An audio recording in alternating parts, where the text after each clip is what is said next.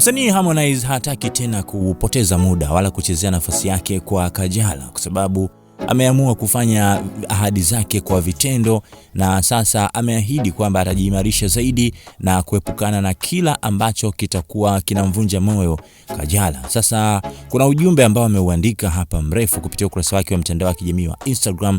Nataka niusome na ninaanza hivi: upendo na heshima ninayokupa vinanirudia. Akaweka emoji za mikono hivi: kwa kuwa nakupenda basi najipenda zaidi, nawaza maendeleo zaidi, niwe tajiri zaidi, nikutunze vizuri zaidi, najikuta natoboa mdogo mdogo nami nasogea, alhamdulillah. Akaweka emoji za dola, yani pesa. Nikipata nafanya vitu vya maana ili nikuvutie, narudi gym ili unisikie zaidi, basi nitakesha studio. Baby, you are my life inspirational. Akaweka kopa hapo. Kifupi, mimi ndio nina faida kubwa zaidi kati yetu. Tukirudi kwenye heshima, kwa kuwa na kuheshimu, najitathmini mara kwa mara kabla ya kusema au kufanya chochote, maana kinabeba picha ya watu wawili, sio mimi peke yangu. Umenijenga and unaendelea kunijenga niwe gentleman zaidi, naheshimika zaidi because of your wife.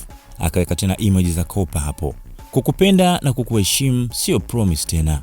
Here we are, December 29. Akaweka tena kopa. Thanks a lot for trusting and always be at my side. I will never take it for granted. This is my last card. Kwenye mchezo wa maisha. Hapa anamshukuru Kajala kwa kumwamini na siku zote kuwa upande wake, na kwamba hatochukulia tena kimzaha hili jambo. Anasema hiyo ni karata yake ya mwisho ya maisha.